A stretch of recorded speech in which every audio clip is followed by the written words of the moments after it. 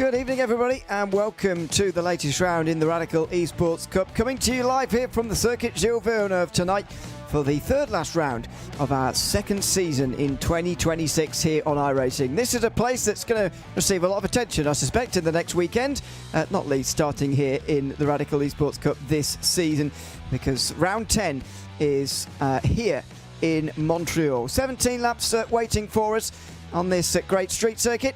Myself, Ian O'Leary, and Jake Sperry bringing you the coverage on iRacing and RaceSpotTV with Mario Augustin Cisneros behind the cameras.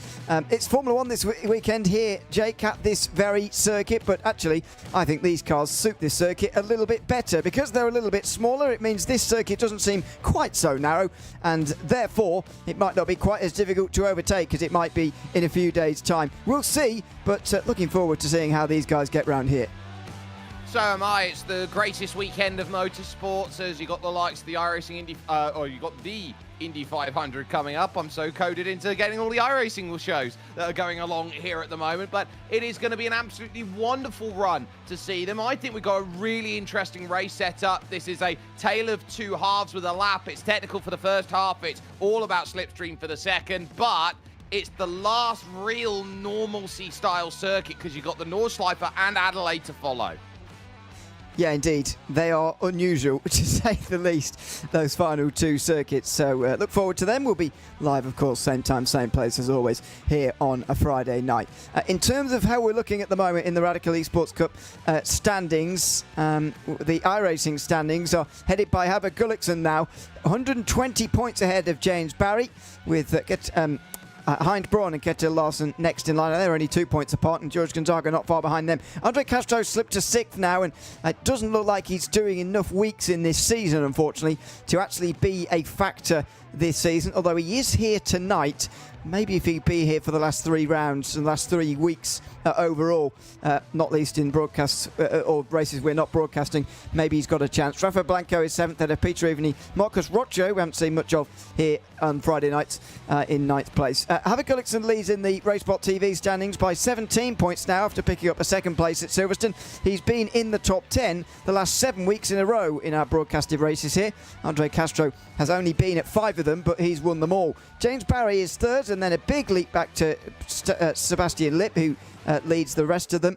Peter Evany rounding out the top 5, Heinz Braun, George Gonzaga, Jake Williams now in the top 10, Ketil Larsen, and Dennis Kyriakopoulos, who rounds out the top 10.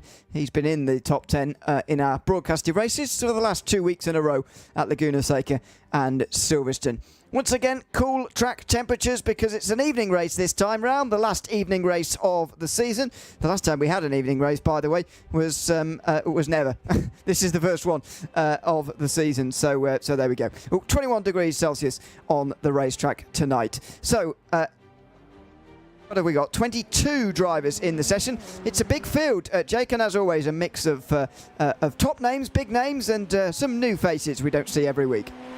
One split, and that'll be the reason why he hasn't had enough to tip on over on that regard. Andre Castro is going to be desperate. He has had 5 race wins this season, but critically, on his 6th start last time out at Silverstone, he found himself unable to qualify the car, and then got involved with a couple incidents here and there, which basically made him retire from the race, and he couldn't get what he wanted. Second then with his attempt as he crosses over at about 4/10 behind James Barry, who's had a monster first lap out there on a 1:31 flat. He'll be really pleased with that, but if there is a driver who has got to settle in and say, I've got to put 3 races on the board back to back to back that suits him, Andre Castro's got to be the guy who does it. And the one thing that's not helping him championship-wise for the iRacing standings, the fact that it's single split. He really needs more help out there, more friends to come and race. He needs splits. And we'll see whether even that is going to be enough with his performances in the late part of this season. But at the moment, it is Gullikson who leads the way. Heinz Braun goes to the top of this session, though. He's just crossed the line with a 1:30.8. Only just a 1:30.8, though. We'll call it a 0.9. James Barry just into the low 31s with his current best time as Castro comes down to the bottom of the circuit. Turn 10, the hairpin that brings him all the way down to the long straight now towards the final chicane and the famous Wall of Champions on the outside of that final turn on the racetrack. We'll see whether it claims any victims here tonight, as it so often has down the years. Here comes Castro, avoiding the curbs pretty nicely through the final chicane. And he will come up towards the line, requiring a big improvement as Kenny Crump goes into the wall hard through the other side of the circuit.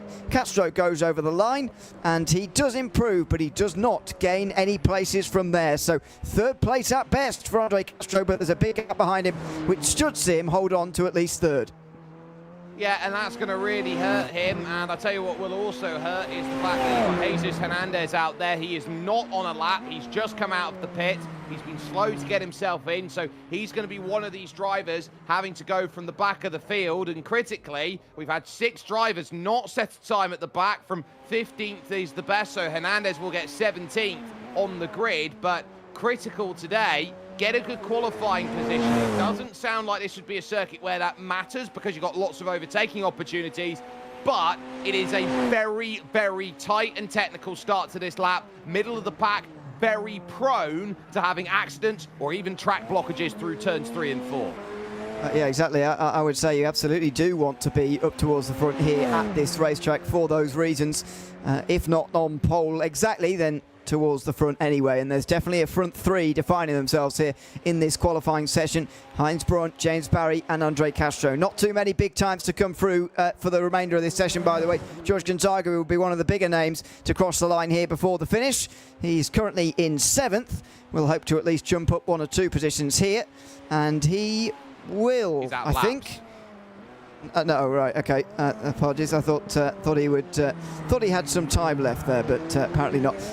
What it means, though, is that with 22 drivers in the session, 6 drivers won't set a time at all, which is highly unusual. Here are all the 22 in the entirety. Heinz Braun first, just over a tenth in front of James Barry, with Andre Castro third. Then a jump back to Ketil Larsen in fourth. Vuk Arsenjevic is then 5th, unusual name to see in this series, but a good performance. Top 5 ahead of Paki Caruso in 6th. George Gonzaga just over a second off the pole there, with Ryan Stringer then in 8th. Rafa Blanco and Kenneth Smith round out the top 10. Chris Wetson, then Dennis Kyriakopoulos will share row 6. Enrique Vela, Ole Henrik Gullikson, Patricio Silva and Brian Nicola, the last drivers to set times. At the back of the field, not setting times, Jesus Hernandez, Yuri Exposito, Daniel Bonovitz, Kenny Crump, Joshua Conde and Eder Augusto. We'll see how many of those start the race, but if all of them do start, it's going to be a busy field coming down towards the first chicane.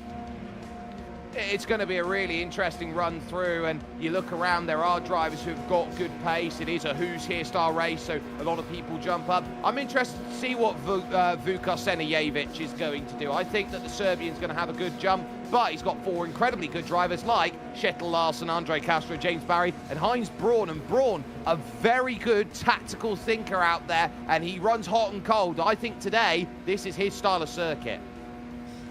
Yeah, looks like it. We'll see where he gets to tonight. Hasn't scored a top 10 for the last 2 weeks as Braun in this series, on Friday nights anyway. That brought to an end a run of 5 in a row, including a runners-up spot at Spa in that dramatic race, that dramatic battle between Andre Castro and Jake Williams, where they came to a head eventually into no-name corner. Well, that was Braun stepping through into second behind the carnage there. He's got a chance to go one better tonight.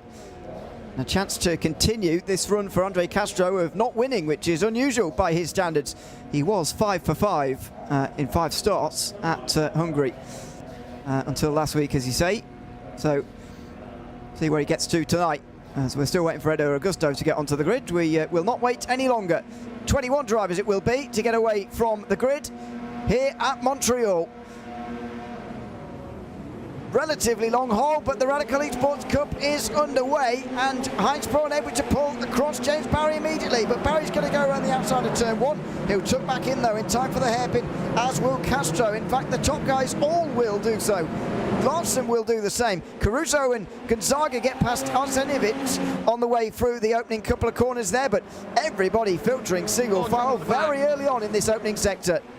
Big trouble in the back. Enrique Vela caught up in it. Yuri Exposito is there in trouble too. I think Brian Nicola was involved as they were making the short shoot run between 2 and 3. Just the case and trying to get a little bit of a cut over to defend the position. There was overlap and massive contact into the wall went along. But as they run to the 8 and 9 chicane, Braun will be happy at the front of the field until the point he realises that by the time you get out of Lepang or turn 10, the draft is going to make all the world's worth of difference. Look at the dust and whatever coming towards turn number 1 here for these guys towards the back. That's very clumsy, isn't it? Down the back end of the field, I'm afraid, through turn number 2. With meatballs already, by the way, are Enrique Vela and Yere Exposito, ones primarily involved in that opening sector incident. For the most part, though, the guys at the front getting clear. Heinz Braun still leading in front of James Barry, then Andre Castro. Those front 3 beginning to get themselves away from the rest. Here's what happened behind. Oh, Brian Nicola, the one who initially makes contact and goes round like a spinning top as well. As Heinz Braun's got to slow down out the final chicane in live pictures, he's going to drop way down. It might even be more than a slowdown. He's going to drop so far down. Barry and Castro in the clear. Worst time to have a slowdown, end of lap 1, start of lap 2, and Heinz Braun knows that now all too well as he drops to 8th place behind Rafa Blanco, trying to serve it. You don't have any delta out there to tell you what a reference of a slowdown is, and so he'll be down, and it is the toughest place in all of sim racing as well, Ewan, to get a slowdown penalty. He'll be down, probably he has to serve about 4 seconds. Yeah, it is very punishing, and as you say, the first lap, the first time through that chicane is the worst for getting that slowdown, especially because, well, we did see all that carnage behind. The leaders, the top 15 or so, had top 14, 13, had a very clean start indeed, and that meant that everybody was very close together for Heinz Braun to drop behind here. Side by side to the chicane, meantime, in the background, as Artenovic is trying to regain some of these places. Blanco is there, so is Heinz Braun as well. See it on the bottom of your screen, a little bit of a pinch on the brakes there, coming down towards the hairpin from one of them, but Artenovic managing to get back into 6th position at least, and stopped it from getting any worse here, despite dropping down the field earlier. Here's Rafa Blanco looking at Braun, as meantime for the lead, Castro's going to get past Barry. They're going to exchange positions amicably, and they'll filter it out in this 3-way battle as well for 6th position as Heinz Braun regains some of those places again. But Castro leads coming towards the end of lap number 2, and normally he's never seen again in these scenarios. Let's see if James Barry can stay with him this time. Well, I think he will be seen again. I think the draft's too powerful here. You're just going to have to be patient, buy your time, know the right time to make it happen. Shettle Larson 3rd and Paki Caruso there in 4th place. Braun made that good pass as well with the help of the bump draft from Rafa Blanco on Arsena Jevic there. And Arsena Jevic now pulls himself in 7th position, needing to work through. But this is going to be a patience game. Because that draft is so strong that you can make a move from half a second, 6/10 of a second back into that final chicane, I think placement is going to be the aim of this one. Where do you want to be? What place? What lap? And so drivers like Shettle Larson and Paki Caruso here, I think they're staring down the barrel of, we're probably going to need to make a move, and we're probably going to need to make a move by about lap 15 to be in position to strike on lap 17. It's all about calculating that end of the race, trying to make sure you're in the right position for that end of the race. Like this slipstream is going to be too powerful for Castro to do what he normally does. He's dominated so many times this season in situations where he's got to the front, even when he hasn't been leading the whole time, like at the Hungaroring, if you remember a few weeks ago. He got to the lead and he was never seen again. There goes Caruso down the inside, and that might have been a curb hop. Oh, Braun's done it again! Heinz Braun's done it again! And it looks like he might have even found the wall this time. That was a massive hop over the curbs, and at the very least, he's got to slow down. Meantime, Barry takes the lead back again into turn 1. So while Castro took it into the final chicane, Barry decides that turn 1's the better location, and that was Gonzaga wide as well through the first chicane. Everybody behind falling apart here while this front 4 escape away.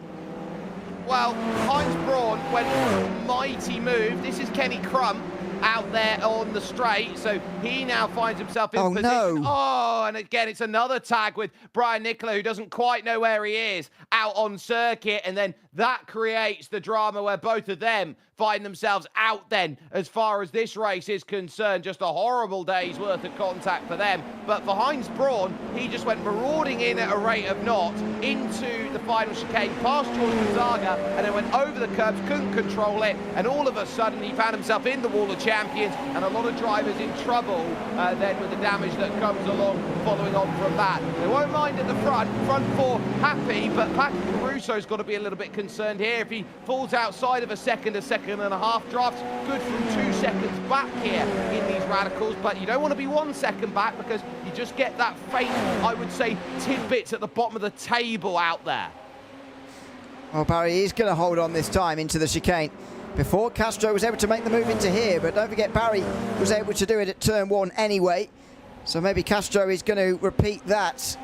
No, not this time. He's too far away at the end of lap number 4. So they follow one another through. These front 4 now are well and truly getting away. Whether that was Castro electing to stay behind Barry there or whether he just couldn't get past, not sure. But it is definitely allowing this front 4 to escape a little bit. This is what's left of the battle for 5th place. George Gonzaga is in this position now in front of Rafa Blanco. And they've got a gap behind them as well. This field very much spreading out now as the Montreal is beginning to bite already. Yeah, it's got a reputation for it, and people think, oh, the Montreal was easy, it's been on the calendar of Formula 1 for 40-odd years, and everyone turns around, looks at it and realises, oh no, it is difficult, it is a street circuit, it's almost perfect as a street circuit to go out and deal with, and the thing that's going to bite you is the fact that those chicanes are tight. It's single file as you go in. There's no margin for error on the outside of these corners. And the one thing that I look around, I see what iRacers go for, and they always say, oh, we'd love a street circuit, we love a street circuit. But then when you get to a street circuit, the issue they have is keeping it out of the wall on the street circuit, because the margin of error is just put so much thinner. And this is Kenny Crump, who has another big moment there, trying to catch the tank slapper off the exit of 9. So easily done. They're just being a little bit too aggressive with right foot. It looks very similar, does it not, to his qualifying crash, actually, we saw a little bit earlier on. Struggling on the power there out of turn 9. He's into the wall again. Barry still leads. He holds the lead again.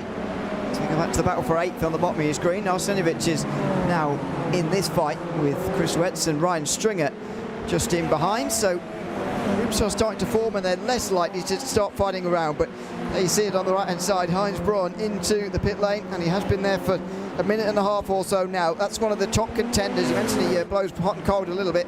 Unfortunately, this is going to be a cold day for him, and it will be his 3rd week in a row outside of the top 10 here on Friday night, sadly for Heinz Braun. And yeah, that's going to be a lowly finish from him. We'll see if he can get back out again, because others are doing so. But a shame, really, that one of those top contenders has fallen by the wayside so early here. Well, that's racing for you. Sometimes you don't get everything your own way and how you like it. Ryan Stringer here in the Scorpio Esports car. He's going to move to the right-hand side, try and pull off a move down into Le Pangle. Tightest corner on this circuit, and that's the pass on Chris Wett. 4th position, so we'll be happy with that. Here comes Andre Castro, though. Is it going to be an overtake, or is it going to be a bump draft? He elects for the bump draft instead of the pass, and I think that is an interesting decision, because it depends on how close you get to determine whether you want to go for the move or you just want to push them along. And I think it's going to get even more tactical than that as they go, as there has been a pass between George Gonzaga and Rafa Blanco. That's a move for 5th place, but that's a look from behind then from James Barry, who will realise he needs every point he can get if he wants to chase down Robert Gullikson. Sadly that Gullikson is not here tonight. He will, I'm sure, be racing this week in other races, but he will be missing out on one of the bigger point scorers on a Friday night. It's very well attended week on week, this time slot, hence why we broadcast it. And top names are usually here, including Gullikson, who's almost every week here. He's only missed out on a top 10 once this season. That was at Suzuka week 2. Fortunately, he is going to miss out for a 2nd time, and it's right at the business end of the season, with James Barry chasing him down in the iRacing standings and in the Friday night standings, I suppose, for Andre Castro doing the same. They'll be much more worried about the iRacing standings, I'm sure. Out of the hairpin, and it's a good exit from Castro. Now, does he decide to do the same again? Has that sort of set the tone for what he's going to do to sort of lap 15, 16 sort of time in this race? Or was it just a one-lap thing? Is he just searching around for things at the moment? No, he's doing it again. So I wonder whether this is going to be a theme now for the next 8 laps or so. I think it's also trying to keep Paki Caruso and Kjetil Larsen out of range here, because if they jump in on the train, if they get in closer, that's more names that you've got to worry about. You're going to have to start being defensive in that regard. And you don't want any more cooks spoiling the broth out there as Gonzaga and Blanco continue on. And they're looking behind as well, because at the moment it is a Rafa Blanco sandwich on some inert bread right now, as Dennis Kyriakopoulos, the Swiss driver, now starts to claw his way back into this group. And I think he'll be eyeing this, a gain of 5 so far, and going +7. I'd take that in the inert Argon car. Absolutely. It's a very nice gain so far. And we haven't seen too many of those, to be honest, through the field. Those real big movers forward, but see if we can see that in the coming laps here, because 5th place is probably all they can manage, those guys. This is Edo Augusto, by the way, spinning around, coming through the hairpin at turn 6 there. Brian Nicola having more trouble as well. This is damage and slowing down to let the leaders pass. Leaders now who are extending themselves away from that group in behind. Barry and Castro working together here. Or is it just Castro working with Barry, trying to get themselves further away? Because Barry wasn't showing any interest in staying behind Castro when it was the other way round, but vice versa. And you've got this situation of a front 2 getting away from Paki Caruso. 8 laps completed, about to reach the halfway mark. It is a front 2. But we may have to spend some time waiting before this battle at the finish properly transpires, and we can see who's actually going to take this. There's a lot to play out until then. Well, it's called game theory, and it's the theory of, if you make a move, if you make a pass, what is the move that is going to guarantee victory? And unfortunately, in a race like this, you can make the move at any time along the back stretch towards turns 13 and 14 to end the lap. The best move is make it on the last lap into the final corners. That's just the way the race is. Andre Castro has played this game many a time before. James Barry has played this game many a time before. I don't think James will be happy he's getting a push. I think he will be in the sense that Paki Caruso's there behind. I think if you're leading and you've got a driver who wants to push you to second, I'd maybe try and hide a 10th of a second here, a 10th of a second there through the corners. Try and get that group behind to catch you up and create that little bit more chaos that you need to break away. Yeah, it's not a bad idea. I think it's higher risk, but could be higher reward by the end of the day. But Castro and Barry are working together here very well. The group for 5th place are very much on their own, and so they are more likely to fight, although Kyriakopoulos is waiting. Well, is he? He looked a bit indecisive there as he was looking at George Gonzaga, but Rafa Blanco gets himself through. We'll see whether the Swiss driver does the same here on the way towards turn 1. No, he'll stay behind. There's his teammate, basically teammate, since they're part of the inner racing team, although not specifically scoring the same points for the Radical Sim Racing Championship, for example, hence the slight variation on their livery. But Blanco goes through, and look at the way he's skipping to a few tenths away already here. Gonzaga going to have to work hard to keep him in close here in this battle for 5th. See how wiggly this Radical is under brakes here, and it goes down to the fact that this is the track day car to go out within the SR10. It's got 350 brake horsepower in a car that only weighs about 750 kilograms. So when you turn that around, you're pulling over 500 brake horsepower per ton out there, and it is truly a fearsome car to go and get correct. It spools up with a lot of wheel spin. You've got to be very careful into the corners, because even a small gust of wind is enough to send you a little bit off course, and so you have to be tactical with it. It maybe doesn't have as much top end speed as maybe some people would want out of a car like this, but it is so nimble through the corners. Oof, that was just for a moment looking very unsettled from James Barry there over that curve, but you do have to manage those through the final chicane, and Barry does so, with Castro still trailing him. On to lap 11 now, 7 to go, including the one that they have just begun. Caruso and Larsen all but out of it at the moment. As one of the lap cars gets out the way there. That looks like Eder Augusto, who's 6 laps down. Still going, in fact, of the 22 who eventually got out here. Augusto, of course, didn't actually take the start on the racetrack, but joined a bit later. 20 of them still running at this stage, just showing how the points really matter to these guys. And the likes of Heinz Braun on his way back out again to try and pick up whatever he can from the remainder of this race, but he's already down in 90th position himself. Not long to go now, not long to wait until Castro will finally have to make his move on Barry. Surely something, he's going to have to show himself, he's going to have to make a first attempt at some point, and it's going to be coming soon. It's not just the fact that you're going for points, it's the I rating and the safety rating as well that you look at here. So you've got to keep the elo up, race against drivers of similar skill. You'd never want to be the wrong end of a track going down, say out of 5k to 4k to 4k to 3k, for example. But you also want to be looking at your safety rating, and that will unlock various categories out there, from your D license 4.0 as you come out of rookies, all the way up to your A-class license, and the pro license that drivers like Andre Castro, for example, have held over the course of their career. So I would look around at it and say there's a lot of reasons why you want to go out there and why you want to run, and actually it leans in very nicely here with about 6 laps to go here, to next week at the Nordschleife, which is fabled for being the greatest safety rating gainer circuit out there in iRacing. And it used to be our championship finale here in the Radical Esports Cup every single season, so doing the series used to be quite a reliable way of seeing the Nordschleife often. We don't see it so often anymore, and it's not the finale this season either. However, it is on the schedule. As you say, it is next week. It is just 4 laps around there. That will be just in the morning. That will be setting us up for a Adelaide finale in 2 weeks' time as well. We'll see what's still to play for by the time we get to there.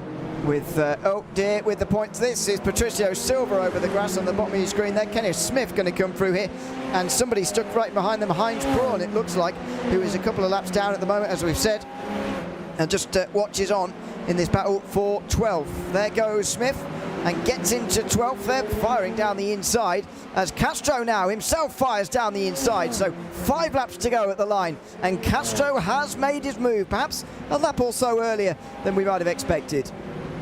Yeah, I wasn't expecting it to go this early, but I'm sure Andre Castro's got a plan, and he'll go and work with it. That was a lovely livery, by the way, by Kenneth Smith. It was one that was a homage to the old Porsche livery that ran, of course, in Nürburgring, I think, about 8 years ago. Blanco as well, through on Gonzaga once again, but now is the chance for James Barry to sit back and play patient, and I think he is in the perfect place. If I was in this race right now, and I was put in the position of Castro and Barry, I right now want to be in James Barry's shoes.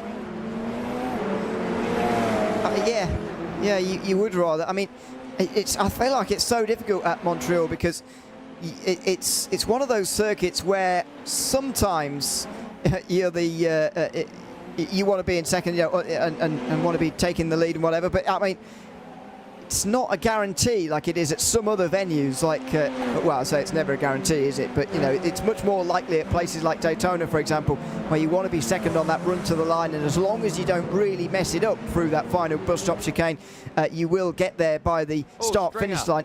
It's not quite like that here. That Ryan Stringer has gone for a slide. He's lost 2 places for it to Ole Gullikson and Chris Wett. It was out the 3rd chicane. To the outside is Brian Nicola, but Gonzaga's going for the move. Barry's sitting back there. He's not going for it at the moment, but we're getting towards that crunch time here, and I'm sure there's going to be a handful of drivers who want to try and get the end result. And I'm looking at these 2 inert drivers, and I'm just thinking that Rafa Blanco is getting a chance to run away. Yeah, he's a little bit. Oh dear, as Arsenovic has now gone off and drops outside of the top 10 now officially as well. Might have disappeared completely. Yeah, seems to have gone. Might disconnected, so that's a real shame for him. Meantime, Brian Nicola's been having more trouble here.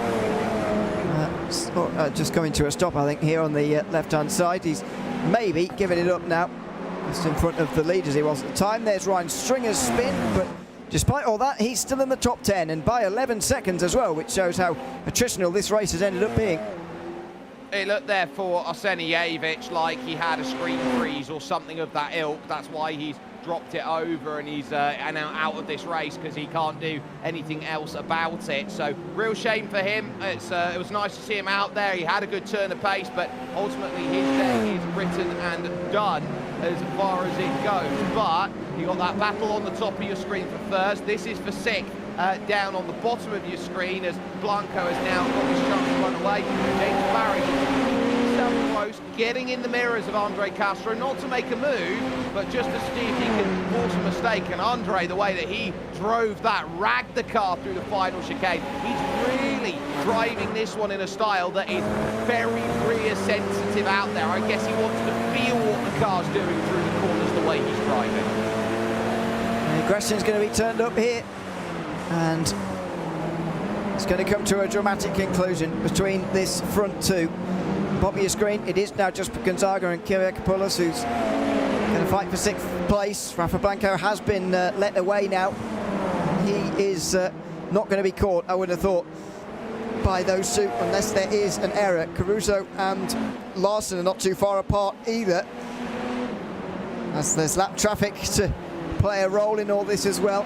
So much still to unfold here with 2.5 laps remaining. Castro struck early, much earlier than what we were expecting on James Barry, so roles have been reversed here, and Barry, I think, has assumed the role that he was assuming that Castro would assume in the earlier stages of this race, when he was trailing in for second place for so long and was maybe going to make that move late. Well, now it's up to Barry to do exactly that. Down the pit straight, or the back straight rather, towards the pit straight they go, towards the final chicane. It's 3 laps to go now for Barry. Third last occasion where he could go down the inside here at the chicane, and he had a little look there. I don't know if he was in two minds really about making his way through, but he had a look to the inside, maybe just to only get in the mirrors. He has made moves at turn 1 as well earlier in the race, don't forget, but not this time. 2 to go, and he still trails Castro. I think he's really giving him food for thought here. James Barry is just prodding and poking at this one, and he's trying to get Andre Castro there, and it's very much the meme of, come on, do something, make a mistake, drop me out. That's the level where we're seeing this at this point in time, and I think that, you know, James Barry, if he's going to want to win this, he's going to have to do it of his own accord. He is going to have to try and take points away from Andre Castro, but when he's been in a winning position, never got rid of it out there. That much we do know, but I think what's going to be key is the lights flash, the traffic then is dealt with as they go by. That was Daniel Bonowitz that they've gone and got themselves through on. I think James Barry's in the right place. I think he's eyeing this up for the last lap. That is a big amount of oversteer on the power, though, for Andre Castro. This might be the move now. It might be early. Here comes Barry to the inside with that mistake from Castro. No, he decides not to go for it. He decided not to. He could have absolutely done that, but chooses to leave it for another occasion. This is the penultimate lap of the race, so there's not many more opportunities that are going to come along like that. Has Barry just given away his best overtaking chance of this race remaining just because of a decision there? He pulls alongside. Castro looks like he wants to let him through. Barry doesn't look like he wants to go past, though, and the cat and mouse games have really got underway now. The white flag's out. Castro leads them onto the final lap of this race. It looks like at the moment, though, neither of them want to lead. But if they keep playing these games too much, they will allow Caruso and Kjetil Larsen back in. They're only 3 seconds adrift here in their race for third. And so if that becomes a case where they say after you, no after you, no after you, they're going to take themselves out of a chance for a victory. Castro really turning on the binders there through turn 4, pulls the gap out to 0.4 of a second. But the critical matter of fact is they've got the message. We're going to have to go for it. I'm going to have to try and outrun you in the Burasud Plus hybrid car. Then will Andre Castro. But James Barry has seen this all before. He knows how to win races like these. He's just got to put it together. And we know the draft is super strong. He's let so many opportunities go, but this one he has to take, Ewan. There's no more chances left after this one.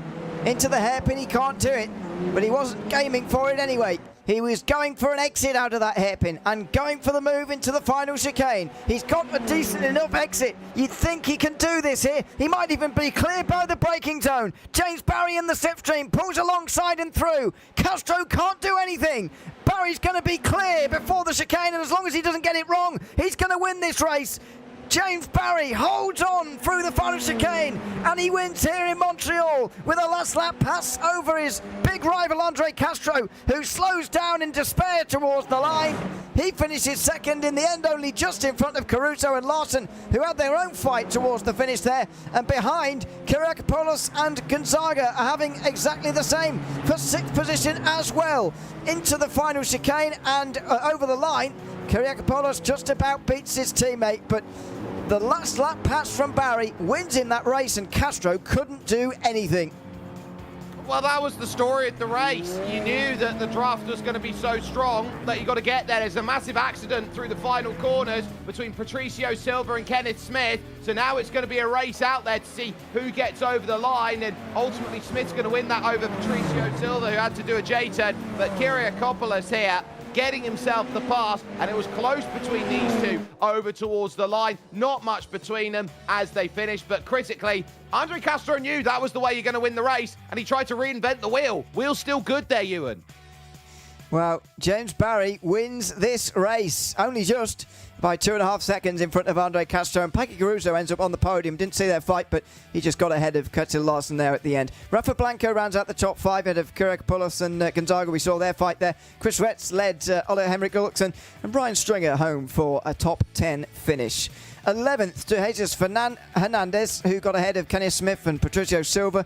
Those on the lead lap, Daniel Bonovitz and Joshua Conde, were 1 lap down. 3 laps down for Enrico Vella, Vuk Arsenovic and Brian Nicola. 5 down for Heinz Braun, who did get across the line in the end, as did Eder Augusto, who didn't actually start on the racetrack with everybody else. Kenny Crump and Jere Exposito retired pretty early on in that race. Let's have a chat, shall we, to the race winner tonight, James Barry, who joins us now. James, welcome in. Good to have you with us, and congratulations on a win tonight in this race. You were passed by Andre Castro with about 5 laps to go there when you'd been leading for quite a while. Did that surprise you? And what did you think was up his sleeve then when he went past you in that moment? Yeah, hey guys, it was a weird one because I would have normally thought that Andre would have the confidence to go past me and try and pull a gap on me. And then I think he went past me early in the race. Then let me go back past and then decided he wanted to stay behind, so I thought maybe he just doesn't have actually that much confidence. Maybe he thinks I'm pretty quick. So then for him to go past when he did, obviously then he, surely the game plan at that point is to then see if he can pull a gap, and he couldn't, which obviously I'm very happy about. I was really happy that I could then stay close behind him, which I fail to do sometimes, at many tracks with Andre. He's just a super quick driver. But I had a really good pace today, I think. I managed to keep behind him, and then, from my experience being in front of him, I didn't really know how to defend into the last chicane, because it seemed he went to the inside and he was still able to make it stick. So then I thought hopefully better for me to be the attacker at the end, and it's a risky play. I don't really normally want to leave it late like that, and I don't remember many times I've done the last corner and overtake for the win. So I'm just super happy that I just nicked in front at the end and managed to get in front. Yeah, really, really happy. Oh, indeed, it doesn't happen too often. I want to talk to you about the overall season, because the iRacing season, because Havik Gulliksen actually wasn't here in this race tonight. However, he's leading the standings ahead of you. You've always been telling us, it often seems to happen to you actually, that you get out front early and you're always very much like, well, they'll catch me later with the drop rounds or whatever. What is the scenario this time around, do you think, with 2 weeks to go after this one? Is it between just yourself and Hubbard? Is it also Andre Castro making a late charge if he's here at the last few weeks? What's the scenario, do you think, with 2 weeks to go after this one? I think it's between Andre and Horvath at this point. I think, even today, the points is not much because it was a single split. Horvath got really good points on the board already this season, and then Andre's obviously been doing really well in his races, so it's going to be between those two. We're just going to have to see. Just looking at it now, Horvath's got a big advantage, but Andre will have closed that a bit. So it's going to really depend on if Andre turns up in the last races. You can ask him about that when he joins you now, and let's see. Hopefully it can be a close one.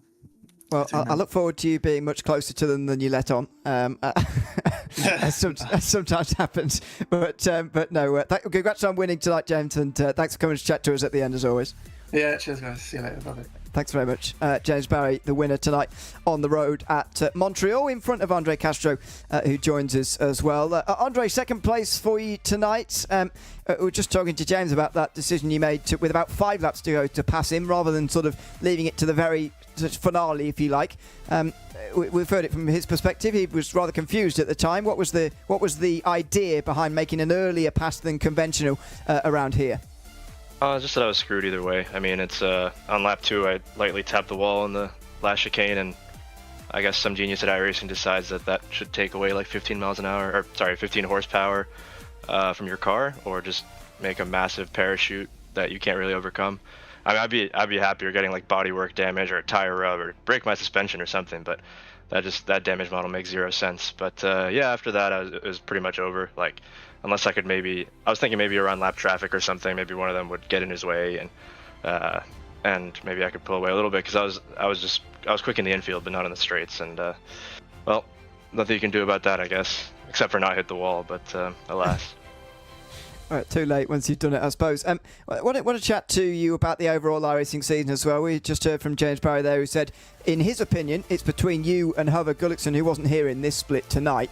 First of all, what's the outlook like in the next 2 weeks? Are you going to be doing enough races to compete, do you think? And if so, then what's the competition going to be like? Who do you see as the real contenders this iRacing season? I have no idea. I think the Nürburgring is going to be pretty important next week, so whoever does well there.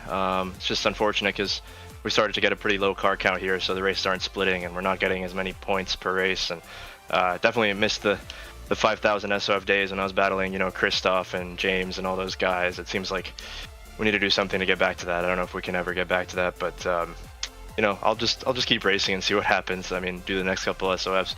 Nordschleife and Adelaide should be fun generally, so.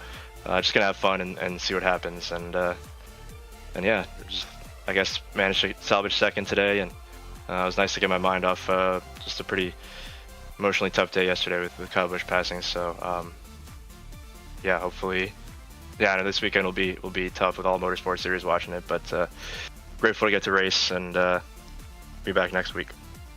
Absolutely. We look forward to seeing you next week, Andre, as always. But for now, thanks for chatting to us tonight, and congrats on second place. Yeah, thanks. Thanks very much. Andre Castro, the second placed finisher tonight at Montreal.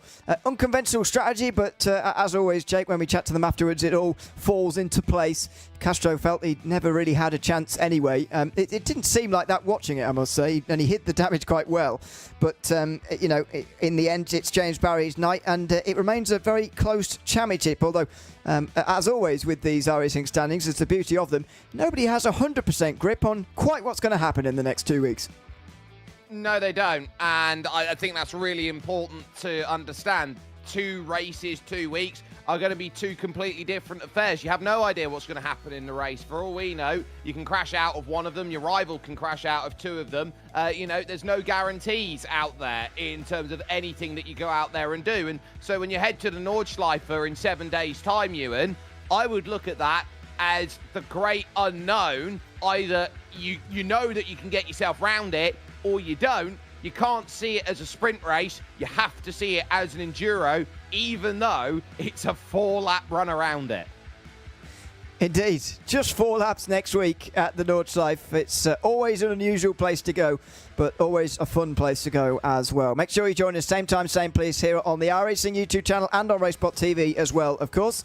We'll be live 2100 GMT as always on May 29th. Between now and then, we'll be live with the Radical Americas series from Montreal on Sunday night as well from RaceSpotTV, so make sure you join us for that too. I've been Neil O'Leary alongside Jake Sperry tonight with Ramiro Augustin Cisneros behind the cameras of this broadcast. We'll be back in 1 week's time on the Nordschleife. Until then, it's goodbye for now.